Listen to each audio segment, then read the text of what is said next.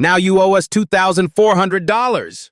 The old HOA woman stood on my porch, her voice cutting through the wind like a blade. I had just come up from the lake behind the house, water dripping onto the sun-bleached boards, each drop sinking into the cracks like the house was drinking again after a long drought. My blood surged. Every dollar I had saved had gone into restoring this 80-year-old timber mansion. I wanted peace. The sound of the wind through the cracked glass. Instead, I was being extorted in broad daylight by someone waving fake community papers. She didn't know it yet, but what she'd started would destroy her entire little empire. I bought Whitestone Manor because it refused to die. Its bones were stubborn, its silence clean. The first weeks were a blur of work, scraping paint, sanding beams, and patching the roof until my palms split. By noon, the air inside smelled of varnish and pine dust. One night, when the sun dropped behind the trees, I leaned on the railing I had just repaired and thought, it's almost breathing again. That's when the white SUV stopped at the gate. A woman in pearls and beige heels stepped out, followed by a man with a camera. She introduced herself as Evelyn Briggs, president of the Willow Creek Homeowners Association. Her tone suggested a crown I couldn't see. "We just need to confirm you're following community standards," she said, smiling like a banker explaining debt to a child. I asked which community she meant. "This one," she replied, and handed me a leaflet. It looked official ink stamps, a crest, and fine print about renovation compliance. The fee was no longer a request but a requirement for continued approval. When they left, I studied the document under the porch light. The logo showed 3 pine trees, yet the HOA website displayed 4. My pulse steadied, a small inconsistency, but paper trails never lie. That night, I pulled out the property deed and boundary maps. Under the county seal, clear as day, it read, Lot 17, not subject to Willow Creek Homeowners Association. The survey map, filed in 1989, ended 2 parcels before mine. I traced the line slowly, the old ink bleeding faintly beneath my fingertip. The conclusion hit hard. They were fabricating authority, and not just over me. Anger sharpened into focus. This wasn't a misunderstanding. It was a racket. Someone in that HOA was expanding borders to collect illegal fees. My house, sitting right at the edge, was their test case. I felt the heat rise behind my eyes, but instead of yelling into the empty room, I opened a new folder on my laptop and labeled it HOA Fraud. I scanned every page, time-stamped every file, and mounted a camera above the porch light. The next visit came 3 days later. Evelyn didn't knock. She stood at the door when I opened it, the same clipboard pressed against her chest. "You're now facing penalties," she said, "for non-compliance with Section 12 of our Environmental Code." Her confidence cracked when I asked her to cite the county ordinance behind that rule. She blinked twice, muttered something about legal clarification, then retreated to her SUV without another word.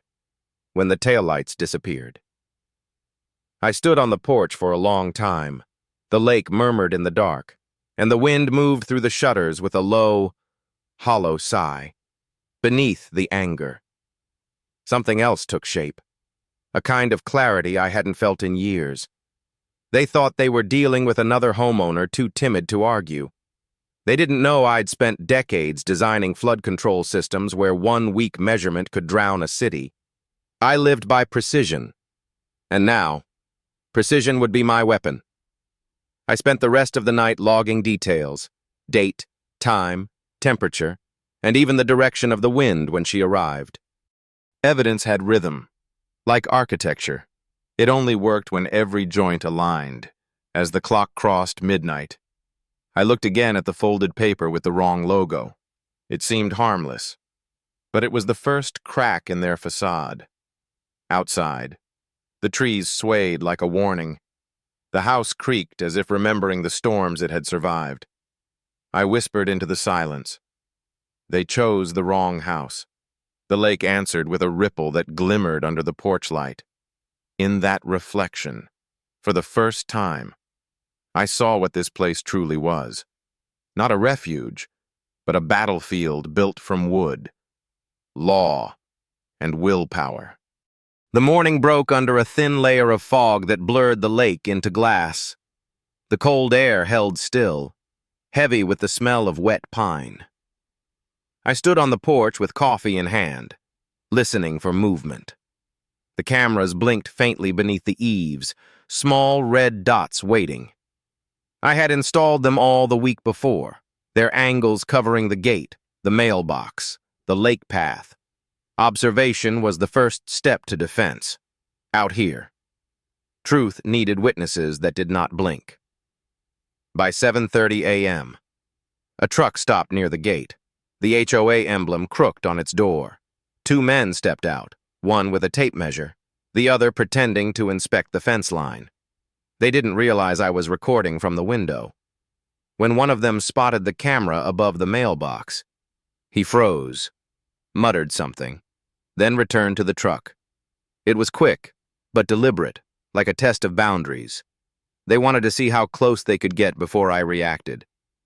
That afternoon, I drove to the county records office. The clerk, a soft-spoken woman named Valerie, examined the document Evelyn had left. Her brow furrowed before I said a word.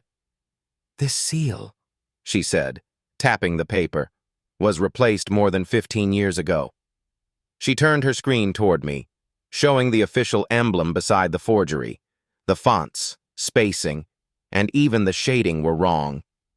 "This one isn't ours," she said flatly. I took a photo of both seals and requested a certified statement. When she stamped it and handed it over, I thanked her and saw in her eyes the quiet understanding of someone who had seen power abused too often. Back home, the fog had lifted, leaving the house bright against the dark pines. A yellow envelope was pinned to the door. Inside, another notice. Violation of community standards. It accused me of altering historical integrity without prior approval, now escalating to threats of mandatory inspection and potential forfeiture. My pulse slowed instead of quickening. Anger was useless. Precision was not. I recorded a brief log under the porch light, reading the letter aloud, my voice steady. I wanted a clean record, not emotion. Then I filed it away.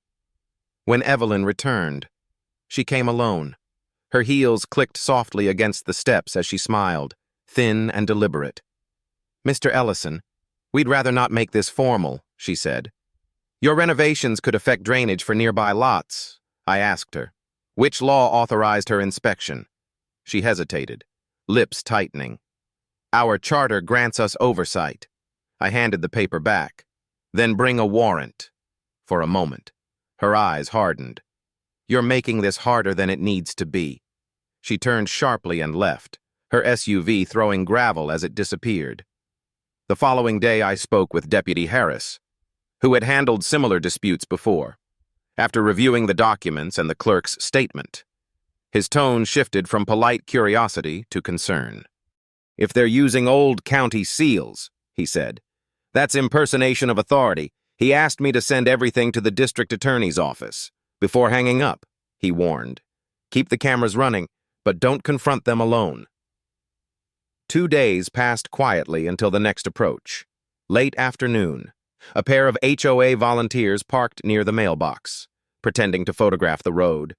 One pointed toward my porch, murmured something, then they left. The footage captured it all, a casual performance of intimidation. I logged it, named the file Surveillance Attempt 1, and moved on. The pattern was clear now. Each visit brought them closer, bolder. By the third night, the weather turned. Rain pounded the roof in a steady rhythm, the kind that blurs thought. I was in the study when the power went out. The silence that followed was too complete. The hum of the refrigerator stopped, the heater died, and even the house seemed to hold its breath. I stepped to the window. Outside, The gate's motion sensor light flicked on for a second, catching a glint of something metallic. Maybe a vehicle. Maybe eyes. The light died again. A ripple of fear slid down my spine, cold and precise. This wasn't observation anymore. It was pressure. I checked the breaker. Intact. The outage wasn't accidental. Someone had cut power from the exterior line. I lit a lantern. My hands steady, but my chest tight. Every instinct I'd honed as an engineer told me this was no longer a game of documents. They had crossed from manipulation to trespass. I walked through the house, checking locks, windows, and the camera's battery backups. Outside, rain hissed on the porch roof, somewhere beyond the pines. I heard an engine idle briefly, then fade into the distance. The sound lingered in my bones. I whispered to the dark, "You've made your move." The house seemed to answer with a low groan as wind slid through its seams. When the storm eased, I sat at the table and wrote a summary for my attorney in the city. I described every visit, every false document, every escalation. Law worked like architecture. It demanded foundation before form. If they wanted a war of procedure, I would give them blueprints for their own collapse. Outside, the lake reflected only darkness, no stars, no moon. The air was still, almost listening. I watched until the surface began to ripple, as if disturbed by something unseen. The sense of quiet victory I'd once felt was gone, replaced by something colder, a warning that the next move would not come with paper or words. It would come with force. The morning after the power outage, the air felt stripped of sound. Even the birds were silent, as if the storm had taken something from them too. I brewed coffee and stood by the window, watching steam rise from the mug like breath from a tired body. The cameras still blinked red under the porch roof, their backup batteries holding steady. Each light was a small act of defiance. Evidence did not flinch. People did. By 8 a.m., I called the power company. The technician confirmed what I already suspected. "Your line was manually disconnected," he said. "Cut clean near the junction pole." His tone carried curiosity, not disbelief. "You want us to send someone out?" I told him yes, then asked if they could photograph the damage before fixing it. He paused for a second, then said, "You're documenting." "Huh," I replied. "Every inch." When the truck arrived an hour later, the worker climbed the pole near the property line. From where I stood, I could see the clean edge of the cut, deliberate and careful. Not vandalism, not weather. He took photos for me and left copies of his report before leaving. He leaned close and said quietly, "Whatever you're dealing with, sir, it's organized." I nodded without answering. Organized was the word I had been avoiding. That evening, I drove to the county sheriff's office with the technician's report, the forged notices, and printed screenshots from my camera footage. Deputy Harris met me in the lobby. He had the look of someone already familiar with small-town corruption. Tired, but focused. He scanned the report, then glanced at the timestamps on the surveillance files. "You've got something solid here," he said. "If this goes to court, the DA will want a complete timeline. I promised to deliver one." Back at the house, I began assembling the archive, folder after folder, labeled by date, hour, and category. Notice 1. Inspection attempt. Power cut. Surveillance vehicle. The structure calmed me. It was the same rhythm I had used designing flood control systems years ago.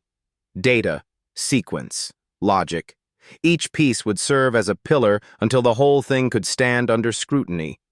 In the quiet of that night, I realized this was no longer just self-defense. It was preparation for war conducted entirely through proof. 2 days later, a letter arrived by certified mail. The sender was the HOA legal office, or so it claimed. Inside, A formal notice of pending civil penalties totaling $8,000 for continued defiance of community mandates. My pulse did not rise. Instead, I felt a kind of grim amusement. They were doubling down, unaware that every forged seal, every printed lie was becoming another exhibit in their downfall. I scanned it, labeled it Evidence Series 4, and added it to the timeline. By noon, I was drafting a statement for my attorney in the city. I attached the files, organized chronologically, and wrote a short note. If they were willing to impersonate the law, they were vulnerable to real law. His reply came within the hour. "You're building a strong record," he wrote, "but make sure the exposure stays procedural, not personal. If they cross into physical threats, call immediately." His words echoed like a distant warning. That night, I heard the sound again, an engine idling near the tree line. I turned off the lights and watched from the window. A vehicle sat halfway hidden, its headlights off, but the faint glow of a phone screen inside flickered against the windshield. They were photographing, maybe recording. I reached for my own camera, zoomed in, and captured 3 clear images of the license plate before the car pulled away. I labeled the files Surveillance Attempt 2. This time, fear did not come. Only calculation. They wanted intimidation, but all they were doing was writing their own confession through repetition. By the next morning, I filed a report with Deputy Harris, attaching the new images. He responded by email that he had opened an investigation under the impersonation of authority and harassment statutes. I reread the message twice.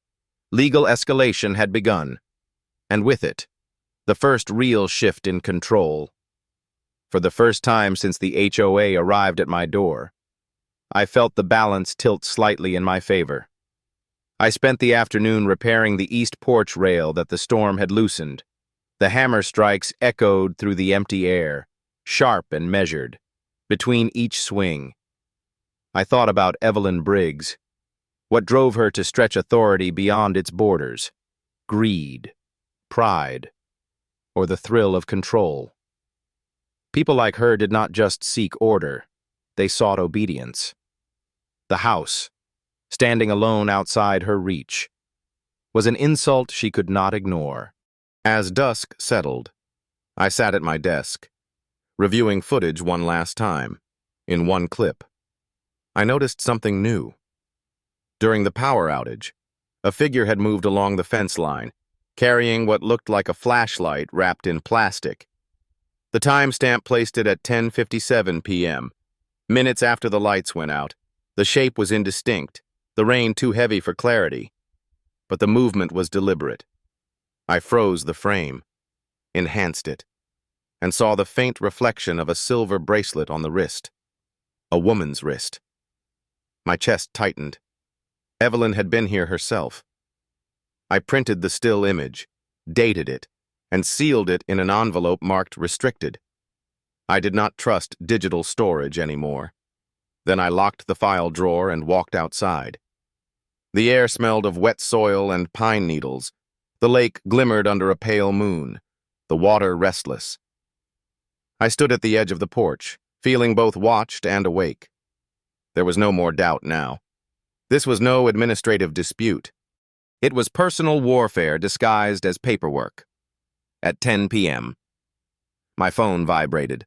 A message from an unknown number flashed across the screen. "Stop filming, or you'll regret it." The words were simple, typed without punctuation. My hand steadied around the phone. The fear that should have come never did. I walked to the camera monitor and checked the feed. Every angle was live, every timestamp clear. I whispered to myself, "You just gave me the last piece." Then I took a screenshot of the message and added it to the archive. The night deepened into stillness. Every sound carried weight: the groan of wood, the drip from the roof, the faint hum of electricity returning after the repair. I turned off the porch light and sat in darkness, letting the rhythm of the house align with my heartbeat. Every act of aggression they took would be documented, dissected, and turned against them. The house itself had become part of the record, a silent witness standing older and stronger than any law they pretended to enforce. As midnight approached, I stepped outside once more. The fog had returned, low and thick, folding around the pines. From somewhere beyond the lake, a single owl called, the sound long and low. I looked toward the gate and saw nothing but mist, yet I could feel the eyes behind it, for the first time. I did not look away. I wanted them to know I was awake, alert, and no longer playing by their rhythm. Inside. The cameras continued their quiet watch. Red dots blinked in unison, steady as a heartbeat. I sat at the table, opened my logbook, and wrote 6 words at the top of the page. Everything they touch becomes evidence now. Then I closed the notebook and listened to the house settle around me, an old survivor finding its strength again. The night outside was heavy, patient, and waiting. The next move would be theirs, but the record was already mine. The next morning began too quietly. No wind, no birds, just the sound of the house breathing through its wooden ribs. I woke at 6 a.m., uneasy, the way you feel before something breaks. The smell of rain still clung to the curtains, and outside, the ground glistened where the storm had washed the dust away. When I opened the front door, a white envelope sat on the porch, sealed with a red stamp that looked official at first glance. I already knew what it was before I even touched it. Inside was a letter stamped with the county emblem. The header read, "Order of immediate work suspension," signed under the name of a building inspector I knew personally, though the signature looked nothing like his. It demanded that all restoration cease until the Homeowners Association of Willow Creek confirmed compliance. The language was formal, technical, and wrong in just enough places to make it dangerous. I could feel the precision of the forgery, someone who had learned to imitate power through paperwork. I called the county office before breakfast. When the real inspector answered, his tone sharpened the moment I read the first line aloud. "That's not from us," he said. "Send it immediately. We'll need to log this." I scanned and emailed the document within minutes. 10 minutes later, his office confirmed it was counterfeit, complete with a falsified letterhead copied from an old permit template from 1998. Whoever had made it had access to archives. This was no amateur operation. By 9:30 a.m., I called Deputy Harris again.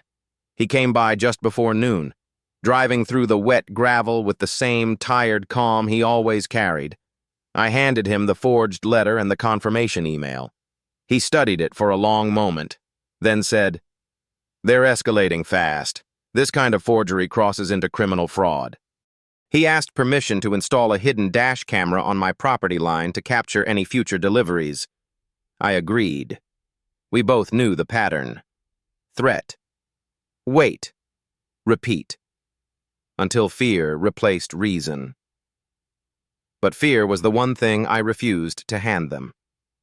After he left, I printed 2 copies of every relevant file and stored one set in a locked case under the stairs. The other went into a metal folder labeled Court Submission. The weight of the pages felt heavier than they should have.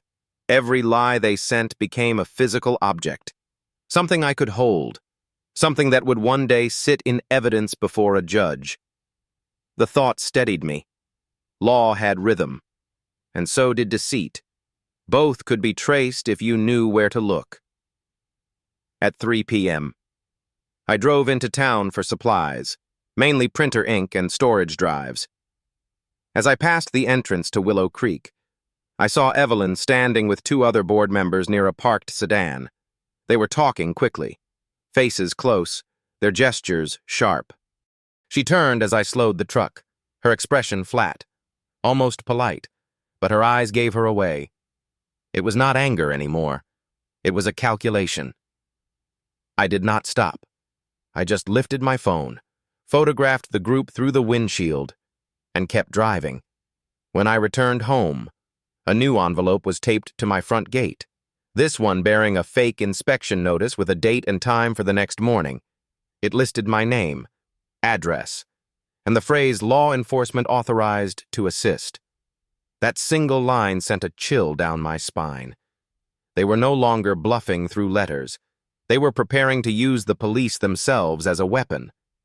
I unfolded the paper again and traced the faint watermark near the edge. It matched the stationery used by Evelyn's office. Proof, at last, that the forgery was internal. I called Harris again and sent him the image. His reply came fast. Do not engage. Leave it posted. We'll coordinate with the DA to intercept anyone who shows up claiming to be enforcement.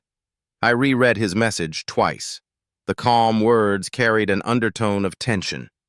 For the first time. The sheriff's office was fully involved. The game had shifted from nuisance to investigation. That night, I could not sleep. The house creaked in the quiet, every sound pulling at my attention. Around 11 p.m., headlights appeared at the edge of the trees, pausing long enough to wash the porch in pale light before vanishing again. I stayed still, watching through the curtain.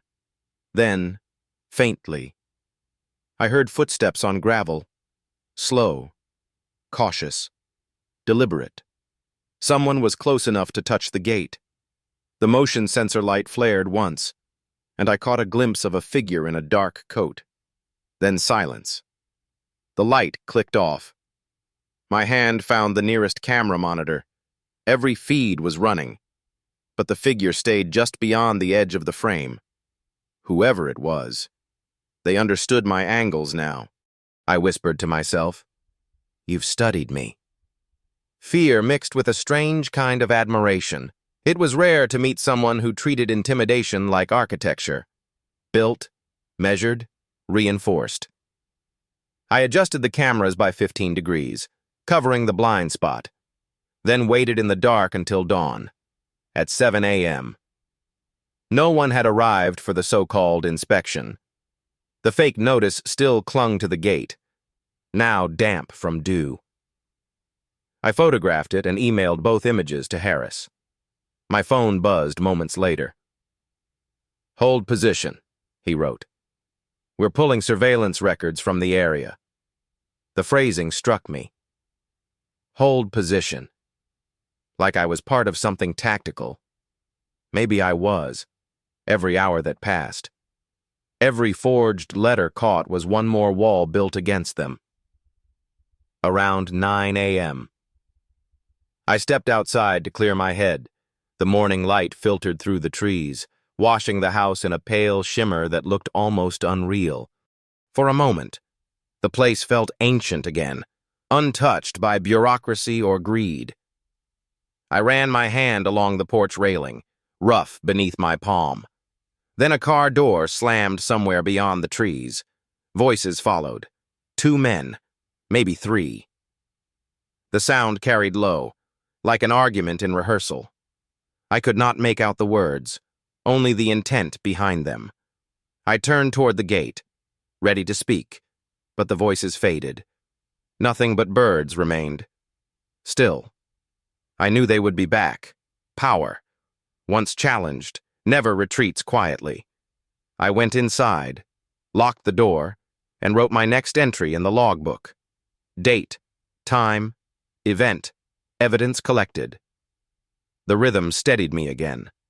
Whatever came next would come fast. But I had built my defenses not from fear, but from proof. Outside. The lake caught a sliver of sun between the clouds, flashing once like a signal. I watched the reflection linger and fade, then turned back toward the desk. The first cracks in their system were showing, and they knew it. Somewhere. Evelyn was realizing that every forged order, every fake letter, every shadow at my gate had been documented. Her own precision would become the noose she tied. The storm had not yet arrived, but I could feel it building, silent and certain, just beyond the trees. The following days unfolded with a strange stillness, like the pause between lightning and thunder. The air was sharp, metallic, and restless. as if the town itself sensed what was coming. I woke before sunrise each morning, documenting everything, every sound near the gate, every light flicker, every movement through the trees. The evidence had become its own living organism, breathing through files and images, waiting for its moment to speak. The house felt less like a home now and more like a station, a quiet fortress of records and truth. By 8 a.m. on the fourth day, a call came from Deputy Harris. His voice carried the weight of something confirmed. "We've matched the watermark from that inspection notice," he said. "It came from a printer registered to Thornton Management, the HOA's accounting firm." I let silence hang before answering. "So they're fabricating everything in-house," I said. He exhaled slowly. "Yes. We'll be issuing subpoenas this week. Keep everything secure." I promised I would, for the first time. The law was beginning to stir. Later that afternoon, I drove into town to meet with my attorney, Richard Vaughn. He had a background in property disputes, calm and methodical, the kind of man who built cases like clockwork. His office smelled of cedar and ink. I spread the documents across his desk, one by one, while he listened without interrupting. When I finished, he leaned back and tapped his pen against the table. "They're not just corrupt," he said. "They're reckless. You've got proof of forgery, intimidation, and misuse of authority. That's a trifecta of felony exposure." His tone was even, but I could see the flicker of satisfaction behind his calm expression. We spent the next hour outlining the counter-strategy. He would file an injunction against the HOA's enforcement authority, requesting immediate suspension of all penalties and fees. Simultaneously, we would deliver evidence to both the county prosecutor and the state consumer protection division. "You've done the groundwork," he said. "Now it's about presentation. Make them explain themselves in public record." That phrase stayed with me. Public record. That was where liars suffocated. When I returned home near dusk, the light over the lake glowed copper, turning the house into a silhouette against the horizon. I unloaded the folders, stacked them neatly on the kitchen table, and noticed something odd.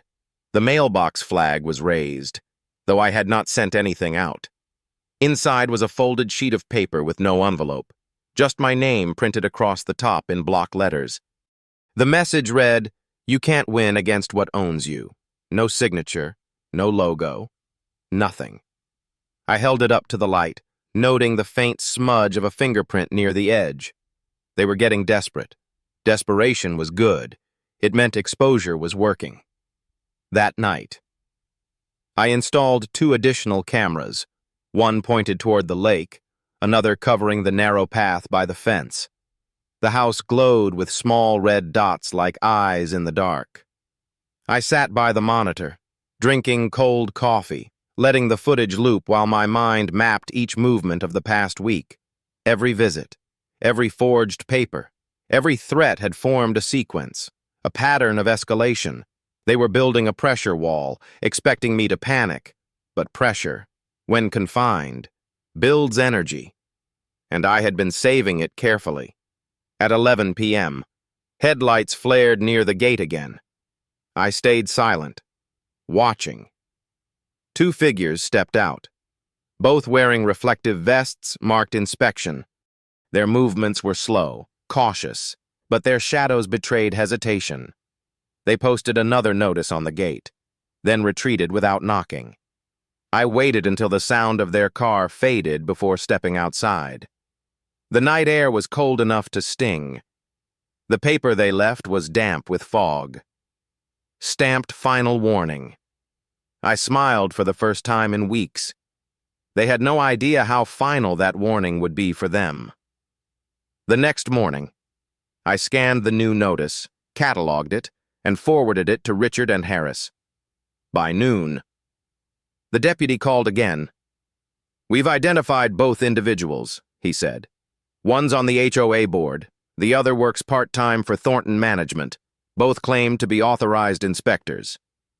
He paused. "We're preparing warrants for document seizure at their office." His tone carried a quiet charge, something between resolve and anticipation. The dominoes were beginning to tilt. I spent that afternoon repairing one of the window frames in the study. The rhythm of the hammer steadied my pulse. Outside, the pines swayed in slow unison, their movement whispering like a secret. The silence no longer felt oppressive, it felt earned. The house was healing alongside the case, timber by timber, truth by truth. Each repair became symbolic, a reconstruction of both structure and dignity. By evening, Richard called again with an update. "We filed the injunction," he said. "The judge granted a temporary restraining order against the HOA's enforcement power. They can't issue another notice, can't fine you, can't claim jurisdiction until the hearing." I sat in silence for a long moment, listening to the rain tap against the window. The first victory had arrived quietly, without celebration, just as I preferred. Justice never needed applause, only accuracy. That night, I reviewed the footage one last time before bed. The red timestamp blinked across the screen like a pulse. At 12:30 a.m., I saw the headlights again, only this time. The vehicle did not stop at the gate. It drove slowly past, pausing by the mailbox before disappearing down the road. The gesture was subtle, almost respectful. Perhaps they understood what was coming, or perhaps they were gathering what little courage they had left before everything fell apart. As the night deepened, I wrote my final entry of the week in the logbook. Evidence complete. Phase 1 concluded. Exposure pending. The words looked clean, sharp, and certain. Outside. The fog rolled over the lake once more, silent and patient. I could feel the weight of something larger now, something beyond personal victory. This was not just about one man's property, it was about boundaries, both legal and moral. They had mistaken silence for weakness, but silence, in truth, was the sound of focus.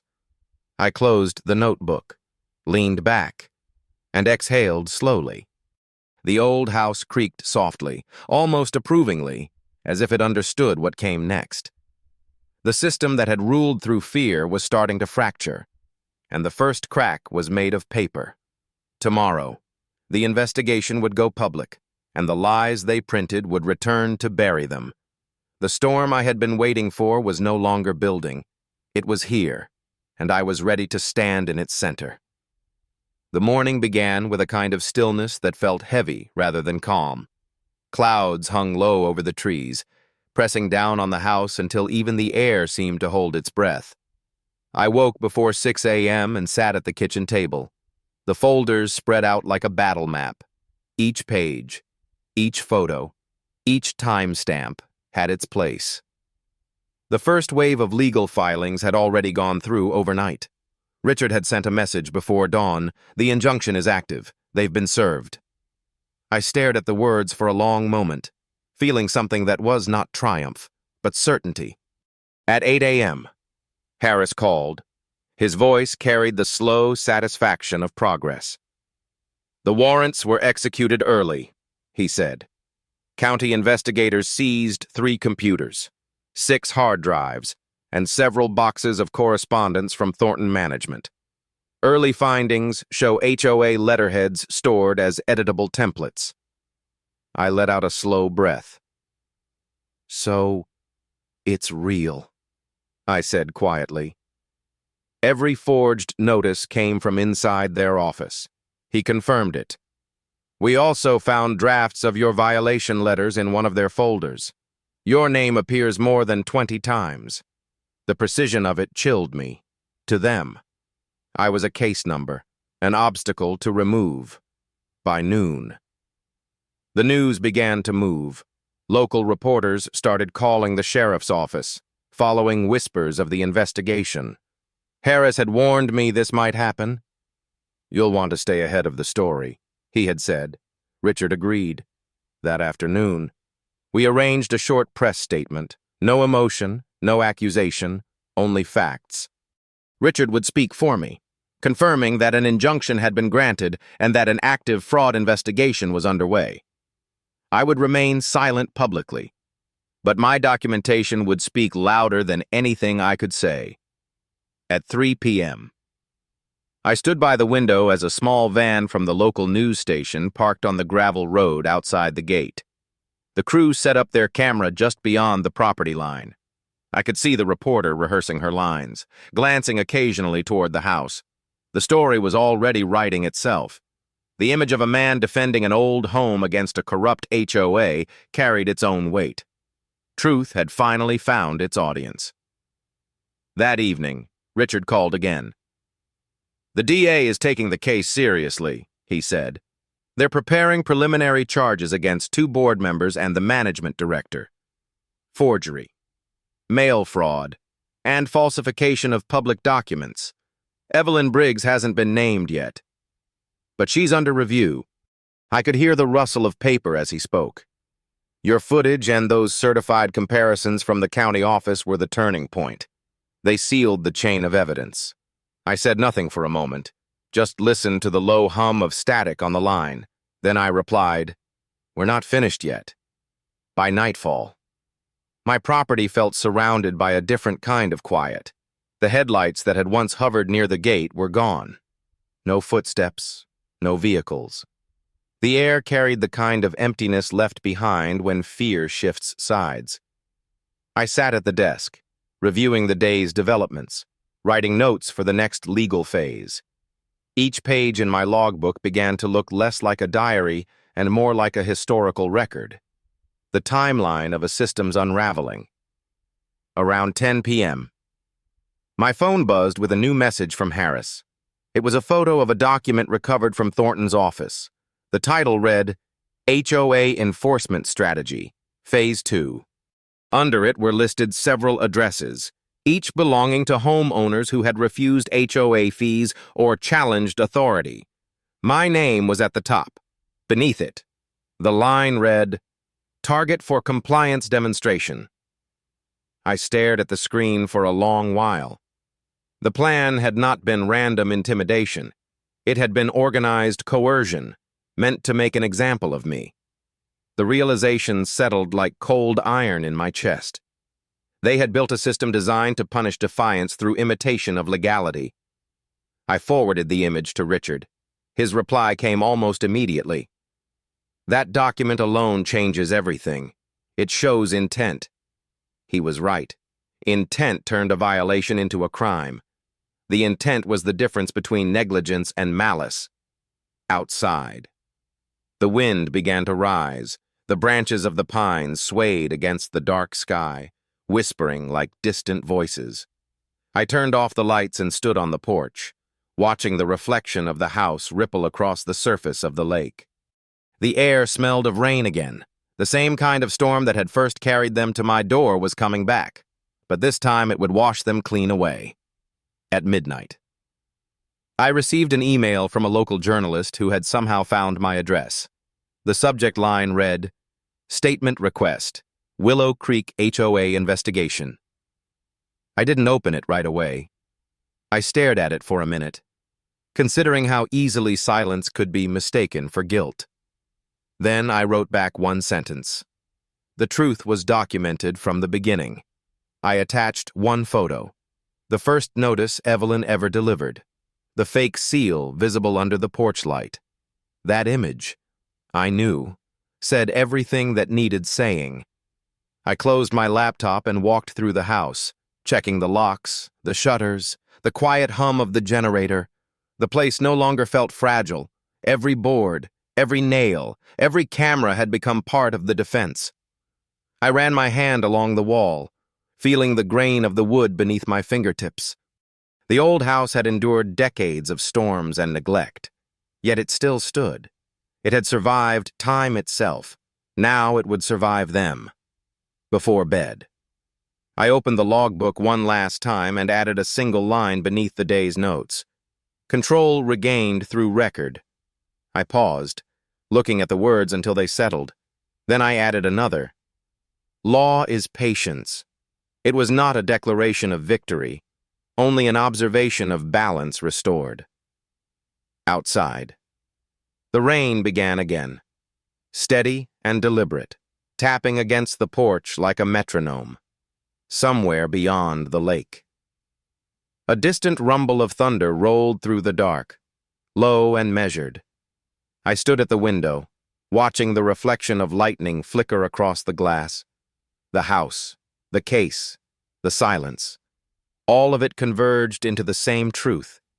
They had built their power on fear. I had replaced it with evidence. Tomorrow. The headlines would name names. The court would call them to account. And for the first time, the weight pressing against the house would not be threat, but justice. The storm had finally broken. Not in chaos, but in order. The sound of rain against the roof was steady now, not warning, not omen, but resolution. The system that had once stood above me was crumbling quietly, one document at a time. The morning after the storm felt like a clearing of air, as if something heavy had finally been lifted from the horizon. I stood on the porch, watching the fog drift across the lake, the surface smooth and silver in the pale light. The headlines had already begun circulating through town. The words, HOA fraud investigation, filled every local feed and bulletin. I had not spoken to the press, but my silence carried farther than their statements ever could. Sometimes absence has a louder echo than noise. By 9 a.m., Richard called. His tone was clear, deliberate, and sharpened by momentum. "The injunction is holding," he said. "The board's authority is frozen until the hearing. That gives us a window to rebuild from within." I understood immediately. He wanted me to gather the residents who had suffered the same treatment. If we could form a legitimate association, grounded in transparency, we could not only defend ourselves, but replace the system that had exploited us. The idea felt audacious, yet necessary. Power could not remain a vacuum. I spent the afternoon driving door to door through the community, visiting the quiet houses that had long kept their curtains closed. Most residents had lived under the HOA's rule for years, paying fees they did not understand, avoiding confrontation to preserve peace. When I told them about the investigation, some did not believe it at first. Others cried quietly in relief. One elderly couple handed me a file of letters they had received, each demanding maintenance penalties for flowers grown outside approved colors. They had paid every dollar, terrified of losing their home. That was the moment I realized it was not just about me anymore. By evening, 12 households had agreed to meet at my property the next morning. We would form an interim committee, draft a proposal for a new charter, and prepare to petition the county for recognition as an independent community association. The old board's power had crumbled, but a structure had to rise in its place. Otherwise, the same corruption would return under a different name. I spent the night arranging chairs in the restored living room, cleaning the table, and setting out copies of the injunction and public records. The house, once silent and besieged, was about to become a hall of order. At 8 a.m. the following day, the first residents arrived. They came cautiously at first, uncertain if they were being watched, but the moment they stepped inside, the tension began to fade. We sat together in a circle, the morning light cutting through the tall windows, falling across the wooden floor like lines of division ready to be redrawn. I opened the meeting by stating the facts, showing them every document, every video, and every affidavit confirming the fraud. Faces changed as truth replaced fear, one by one. They began to speak, recounting their own stories of intimidation, overbilling, and humiliation. The air grew heavier with each testimony, but also cleaner. Richard joined by phone, walking us through the legal framework for establishing a new association. "Transparency must be codified," he said. "Budgets are published quarterly, board elections are held every year, and all enforcement actions are reviewed by a neutral mediator." I watched as the group nodded in quiet agreement. It was not just law, it was the reconstruction of trust. When he finished, I looked around the room and said, "If we don't rebuild this right, their ghosts will come back under another name. No one disagreed. By noon, we had chosen a name, the Willow Creek Preservation Council. It was simple, functional, and honest. The word preservation mattered most to me. It was what this entire fight had been about. Not just the preservation of property, but of dignity. I printed the preliminary charter before everyone left. As they signed their names, one by one, I felt the balance of the story tilt. We were no longer defending something fragile. We were constructing something enduring. When the last car left the driveway, I stood at the gate for a long moment, across the street. Evelyn's house sat dark and quiet. The blinds were drawn tight. A single car was parked in her driveway, motionless, for the first time. I saw her absence not as retreat, but as surrender. She had ruled through proximity, through constant intrusion. Now, silence was her punishment. Power, once withdrawn, leaves a vacuum that truth quickly fills. That evening, I returned inside and sat by the fireplace. The stack of signed charters rested on the table beside me. I could still smell ink on the paper, the scent of something freshly made. The flames cast a slow shimmer over the room, reflecting across the photographs and binders that had defined the past weeks of my life. Outside, the wind was calm, the sky softening into dusk. The house no longer felt like a battlefield. It felt like testimony, solid and patient, waiting for the final verdict to close the circle. Before bed, I added a new line to the logbook. Reconstruction initiated. Authority reclaimed. Then I closed the cover, set it on the shelf, and turned off the light. For the first time in months, I felt no need to watch the monitors. The house would stand on its own tonight. The evidence was no longer just in files or hard drives. It lived in people, in voices that had finally found the courage to speak. Tomorrow, the council's paperwork would be filed with the county. In a matter of days, Willow Creek would have a new identity, one forged from truth rather than control. The war had moved from defense to creation. I walked to the window, watching the moonlight fall across the porch, tracing the outlines of everything that had survived. The old boards creaked softly, not in warning, but in recognition. The house, the people, and the law now shared the same pulse. The courthouse stood at the edge of downtown, a square building of pale stone and narrow windows that let in more light than warmth. I arrived at 8:30 a.m., the documents packed neatly in a black case, each page indexed and labeled. Outside, a quiet crowd had gathered along the steps' residence, journalists, and a few faces I recognized from Willow Creek.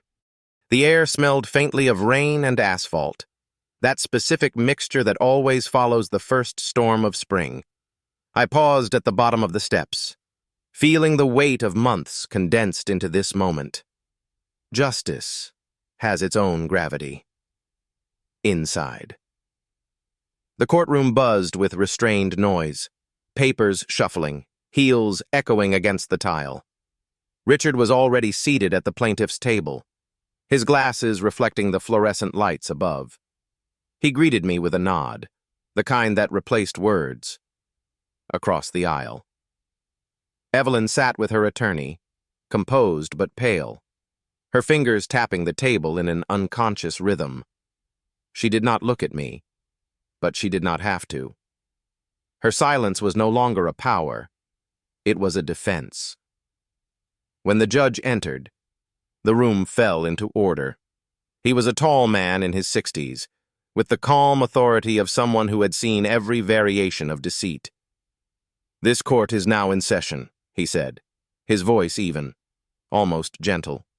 Richard began by submitting the exhibits, one by one, the forged letters, the fabricated notices, the watermark analysis from Thornton Management's printer, and finally the internal memo titled Enforcement Strategy. Phase 2. Each piece of paper crossed the courtroom like a quiet verdict before the verdict.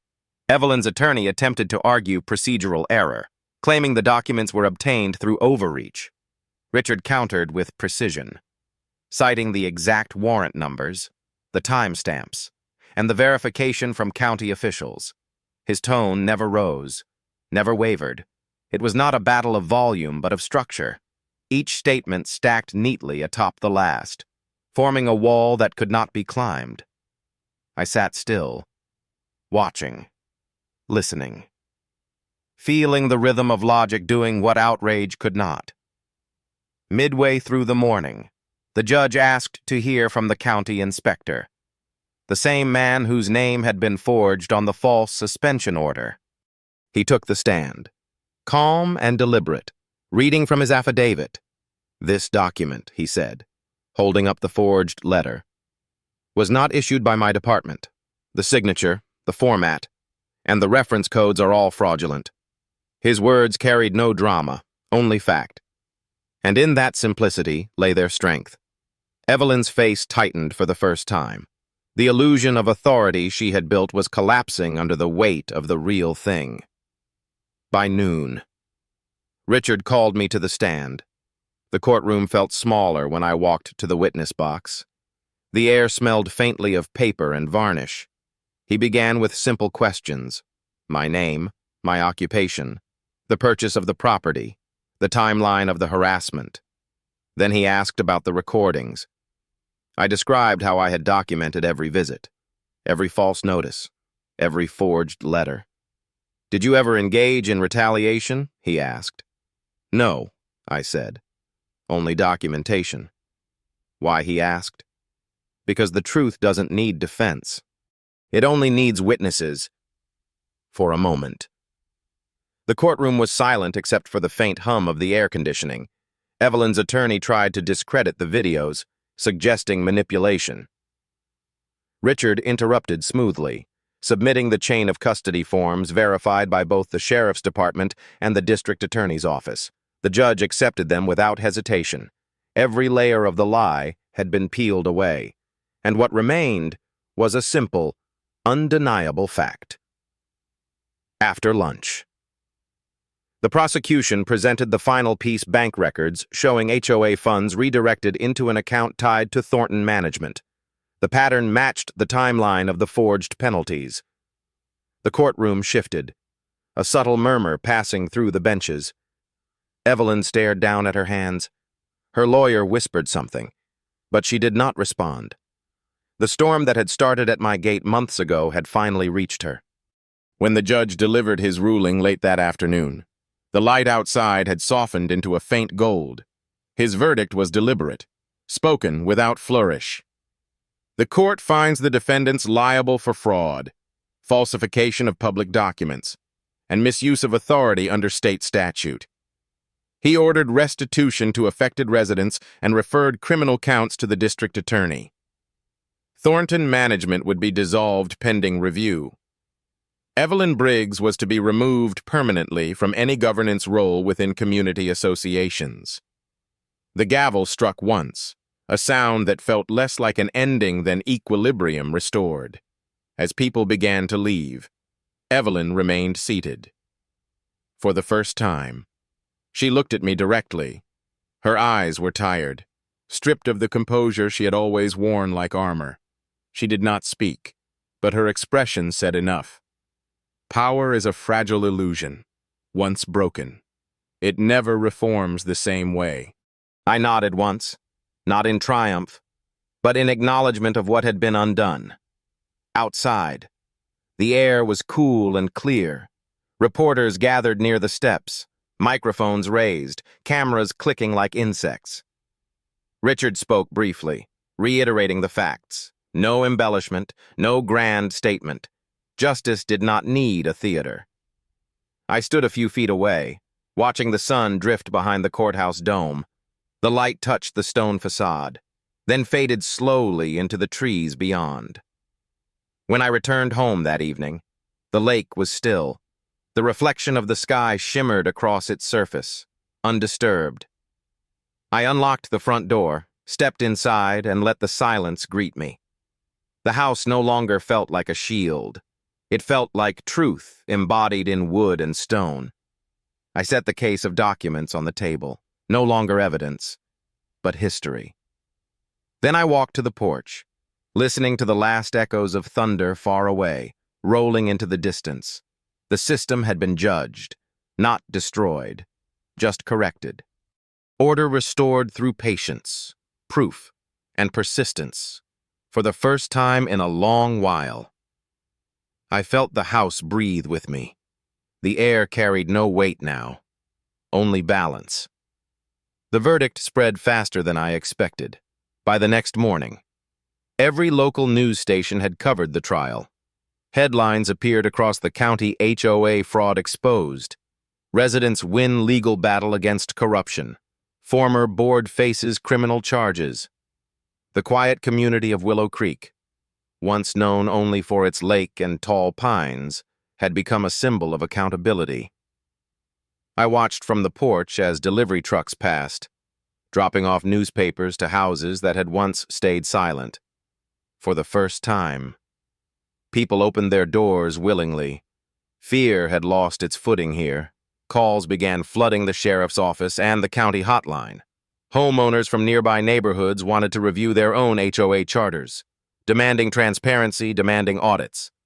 Harris told me later that they had to assign extra staff to handle the inquiries. "You started something bigger than you realize," he said. "People are seeing the pattern now." His words settled over me like both a warning and a reward. I had not meant to start a movement. I had only meant to defend my home. But truth has a way of multiplying once spoken aloud. At Willow Creek, the new Preservation Council held its first official meeting under county supervision. The turnout was higher than anyone predicted. Over 30 residents filled the community hall, bringing folders, receipts, and photos of their own disputes. No one shouted, no one threatened. It was orderly, cautious, almost reverent. We passed a resolution to open all financial records to the public and to establish an online archive of every HOA decision ever made. Transparency was no longer an ideal. It had become protocol. When my turn came to speak, I stood slowly and looked around the room. Faces that once avoided my eyes now met them with quiet recognition. "What happened here wasn't about property," I said. "It was about permission. For years, we allowed power to operate without proof. That ends now." The room stayed silent for a heartbeat. Then people began nodding. In that moment, I realized the war had never been about a house or even a law. It was about the boundaries of consent, the right to question authority without fear of punishment. Later that week, the district attorney announced the formal charges. Evelyn Briggs and 2 associates from Thornton Management were indicted on multiple counts of fraud and obstruction of justice. The hearing was set for late summer. Reporters gathered outside the courthouse once again. But this time their tone was different. It was not a scandal. It was precedent. Law professors and civic reform groups began citing the case in public forums. The phrase, "the Willow Creek model," appeared in local editorials, describing a new approach to community oversight. It felt surreal to hear those words. The same ground that had once been used to intimidate was now being used as a blueprint for reform. One evening, about a week after the ruling, I saw a familiar figure near the edge of the lake. Harris had stopped by after his shift. He leaned against his patrol car, watching the sunset bleed across the water. "You ever think it'd go this far?" he asked. I shook my head. "No," I said. "I just wanted peace." He smiled faintly. "Funny thing about peace. It tends to follow the people who earn it the hardest." We stood there in silence for a while, listening to the frogs begin their nightly chorus. The air smelled clean again. The following month, the county held a public forum on HOA reform. Richard and I were invited as witnesses. The chamber was full, with residents from across the state. Some came angry, others curious, but all of them listened as Richard outlined the steps we had taken: documentation, evidence preservation, lawful escalation. When my turn came, I spoke briefly about patience. "Proof takes time," I said. Justice takes longer, but both depend on the same thing: endurance. When I finished, the room stayed quiet for several seconds, then broke into applause that felt less like celebration and more like relief. Back at Willow Creek, life settled into a rhythm again. The sound of construction returned, but now it was for repair, not conflict. Neighbors helped one another repaint fences, fix roofs, and restore gardens that had been neglected during the years of intimidation. The old divisions: who paid, who didn't, who obeyed, began to dissolve. Even the tone of conversation changed. People spoke more slowly, more openly. There was a shared understanding now that power, once given, must always be watched. Occasionally, I still received letters from other communities asking for guidance. Some wanted to know how to file injunctions, others how to start independent councils. I answered when I could, but I always gave the same advice: start with the truth, build everything from that. The words felt simple, but I knew how hard they were to live by. Truth costs time, patience, and sometimes isolation, but it endures. It always endures. One afternoon, while sorting through old files, I found the first notice Evelyn had ever sent me, the one with the fake seal and the threat of fines. The ink had faded slightly, but the false authority still radiated from the paper. I held it for a moment, then fed it into the shredder. The sound was soft but final. Some evidence serves its purpose by surviving. Some disappear. That night, as I stood on the porch, the lake shimmered under the moonlight. The reflection of the restored mansion stretched across the water. Whole again. I thought about everything that had been lost, and everything rebuilt. Justice had not brought triumph, only clarity. And clarity was enough. The house was quiet, its windows glowing faintly from within. For the first time in years, I no longer felt watched. I felt seen. The morning light returned to Willow Creek with a gentleness I had not felt in years. The mist drifted low across the lake, curling through the trees like quiet breath. I stood by the porch, coffee in hand, listening to the faint sound of carpenters finishing the last touches on the new fence. The scent of fresh paint and pine filled the air. The house, once a ruin wrapped in conflict, now stood whole again. Its walls carried no tension, only history, and the soft patience of something rebuilt by hand and truth. Inside, the rooms felt larger than I remembered. Sunlight moved slowly across the hardwood floors, glinting off polished brass fixtures and clean glass panes. The echo of my footsteps was no longer hollow. It was steady, alive. Every board had been replaced, every crack filled. But I had kept the imperfections that told the story of survival. They were part of the house's memory, the same way scars belong to skin. Restoration is not about erasing damage. It is about proving that endurance can be beautiful. By mid-morning, Harris stopped by one last time. He stood on the porch, arms crossed, his uniform still smelling faintly of dust and rain. "Quiet place you've got here now," he said. I nodded. "Took a while," I replied. He smiled. "Most folks never get this far. They quit before the tide turns." I shrugged. I didn't do it alone. He nodded toward the house. "No one ever does." When he left, I watched his patrol car vanish down the road until the sound of tires faded into the wind. Later that afternoon, Richard called with the final update. "Evelyn took a plea," he said. "She'll serve time and surrender her assets to restitution." His tone was even, professional, but I could hear a quiet sense of completion behind it. "It's over," I said. "It's resolved," he corrected. Justice never ends. It just moves forward. We exchanged no further words. Some victories are best left unspoken.